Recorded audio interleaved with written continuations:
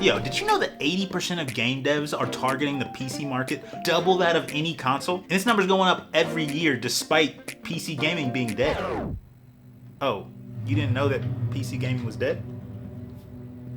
How do I put this? Well, you see, in 2011, it became official retail PC gaming was dying. And then in 2012, there was proof that PC gaming was dying. Not convinced? Well, check out this convincing title from 2015. No, really, the PC is dying, and it's not coming back. So of course at this point I held my funeral for my PC, sad day, but then the resurrection. How? How did this happen? How did PC gaming go from being terminally ill to dominating the gaming market? Well, it's an interesting story, and to fully understand we have to go back to the beginning, back to the 1970s. You should have seen me in the 1970s. I was much older back then. I aged backwards like Benjamin Button. My baby photos are black and white and cause nightmares. So yeah, gaming started in the 1970s, but it wasn't until like the early 80s when PCs became more compact that PC gaming actually took off. That was back when you still had to buy physical copies for your PC games, put it in your disk drive. Yeah, computers used to have disk drives, all of them. So as PCs started getting popular in people's homes, the video game crash of 1983 happened. And I know that sounds fake, but it's real. Long story short, a bunch of discount game companies released tons of garbage games for cheap into the market, and people completely lost faith in video games, and then no one wanted to buy video games anymore. And now this sounds like it should be horrible for PC gaming, but it actually ended up benefiting PC gaming, because this crash mostly affected consoles, like the Atari 2600. PCs weren't seen as consoles, they were multi-purpose devices. Not only that, out of necessity, most game developers started developing on PC because no one was buying consoles anymore. And then of course gamers started shifting their spending from consoles to PC as well. So then game developers and publishers on PC started thriving. So things like Sierra Online and Microprose, which was started by, at least partially, Sid Meier. The same Sid Meier's that has stolen countless hours from my life and will continue to steal those hours once Civilization 7 comes out. PCs also got an air of credibility for their games. So during this time, people started seeing consoles as being like an inferior way of gaming to a PC. And this also led to the first kind of niches that were specific to PC. So like text-based adventures and simulators. And PC was like, man, I hope that the video game crash of 1983 can last forever. But it didn't. It didn't even last that long, honestly. And what ended the crash would then be an omen for PC gaming going forward. Will your family be the first to witness the birth of the incredible Nintendo Entertainment System? Nintendo released the NES console with Duck Hunt. PC tried to tell everybody. Guys, it's just like those other untrustworthy consoles. Please. But nah, this wasn't just a console, it was an entertainment system. It had a Rob and Duck Hunt. And remember those bad games that were coming out for those other consoles? That's a problem of the past, because the NES has a bunch of console exclusives. I don't know if this is the first time this is console exclusive. Side note, I might make a video about the history of console exclusives. We'll see. So yeah, they had console exclusives, and not just any console exclusives that would go on to define gaming even till today. I'm talking Mario, I'm talking Zelda, Metroid, Kid Icarus, Ice Climbers, and more. Oh, and by the way, you don't even have to buy every game. You can go rent a game at Blockbuster. To be fair, I don't think Nintendo was happy about that, but it was still the case. Now that is an enticing deal for gamers. So of course, with the release of the NES, most of people's focus went back to consoles instead of PC gaming. And PC gaming lost a lot of the benefits that they had during the video game crash of 1983. Because I mean, like, the NES had Rob and Duck Hunt. But don't fret, there were no newspaper articles claiming the end of PC gaming just yet. While NES did steal most of the attention, PC gaming didn't really decline. It just kind of specialized in the gaming industry. You know why? Of course you know why.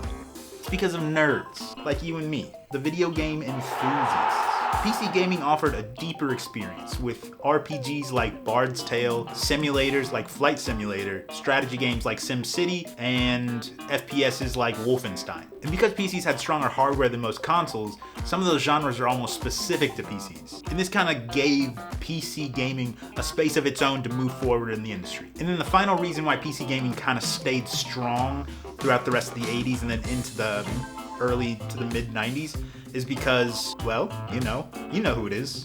It's the modders. The modding communities started growing. In fact, a little piece of trivia for you. Did you know that the first mod game ever was Castle Smurfenstein, 1983? You'll never guess what it is. Well, it's Castle Wolfenstein, but with Smurfs. So, maybe you would guess what it is. But it's a good thing that PC gaming started getting its footing because things were going to start changing in the mid-1990s.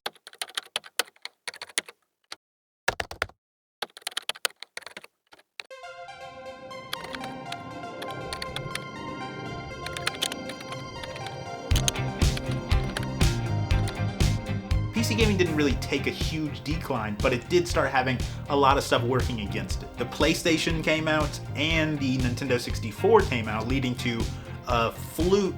PlayStation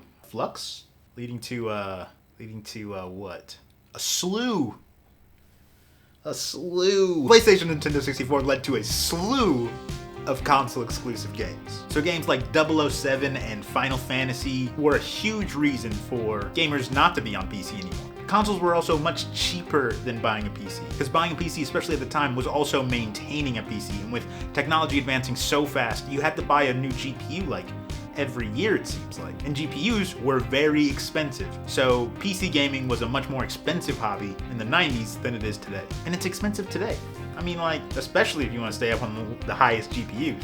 But, I mean, who has money for that? In this economy? I don't know. In fact, tell me what economy you can stay up on the latest GPUs. Please. Also, because of hardware fragmentation, people had to deal with things like the drivers not being compatible with certain games, and it wasn't just like a plug and play like you'd be promised on the PlayStation or N64. That's still a problem today, but significantly less. Like, I very rarely deal with driver issues when I'm trying to play a game. Then one of the biggest issues that affected PC gaming in the 90s was piracy. It started getting huge in the late 90s and early 2000s. I mean, you guys probably remember all the torrents and people burning software onto CDs and stuff like that. I mean, you might not remember because you might be like young, but like, I'm like 95, so I remember. And it's not the cool kind of piracy, not like Jack Sparrow piracy. It's more like the bad kind of piracy, like the Barbosa piracy. And this led devs to be more reluctant to develop games for PC. And all these things coming together put a lot of pressure on game publishers on the PC, like Sierra Online and Microprose,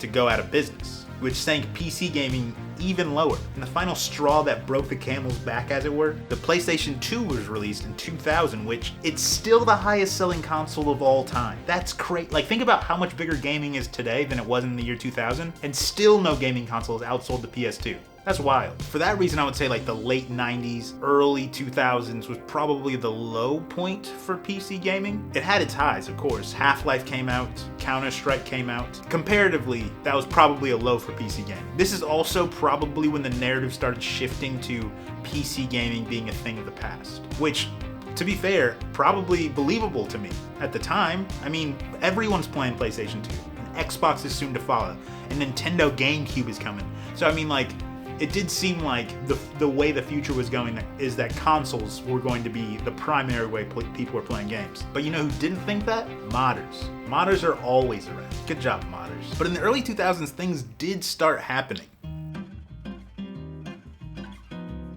Services started popping up that were the precursors to digital downloads, and then in 2003, Steam came out and streamlined those processes. And now all of a sudden, developers have lower cost of distribution, and they can put their games out globally with way less effort. And that sounds appealing. And so you start getting new games on PC, but most notably there are 3 games that take off on PC. One being Half-Life 2, a successor to the already successful Half-Life. We have World of Warcraft, and we have Counter-Strike. Thank you, modders, because Counter-Strike was originally a mod of Half-Life. All 3 of those games became hugely successful. Specifically World of Warcraft, because World of Warcraft kind of cemented PC gaming as the place for MMORPGs, which went a long way to creating a generation of PC gamers. It feels like if you played PC games in the mid-2000s, then you either were playing Counter-Strike, World of Warcraft, or Half-Life 2, or any combination or all 3. On top of that, computer hardware started getting more powerful and less expensive, which is just the best combination, right? And while all this stuff happening didn't catapult PC gaming out of the shadow of the ongoing raging console wars, it did give PC gaming kind of a good base to get out of the rut it was in, and a perfect setup for the whirlwind that would be the late 2000s and early 2010s. Indie games started coming out left and right. Esports started gaining traction. Streaming was exploding. Consoles started having less and less exclusives. Outside of Nintendo, the OG exclusives. They don't seem like they'll ever lose those. But everyone else, they were losing exclusives. And of course, the modding community was going bonkers. I mean, everybody's seen crazy mods. Mods have been such an integral part of PC gaming and keeping it relevant in its toughest times. I mean, who can forget Shrek swinging around like Spider-Man, right? But also Dota. I didn't know that Dota was started as a mod for Warcraft 3. I'm probably stupid. Everybody probably knows that. I didn't know that. And Dota was one of the original MOBAs. So again, applaud modders. Good job. And finally, in the late 2010s, it would seem that PC returned to its former status as being kind of the premium gaming. Not just to PC gamers. It wasn't just niche gaming for MMOs or really competitive first-person shooters. But now AAA studios started showing off their work on PC hardware. So now PC was the best way to experience games,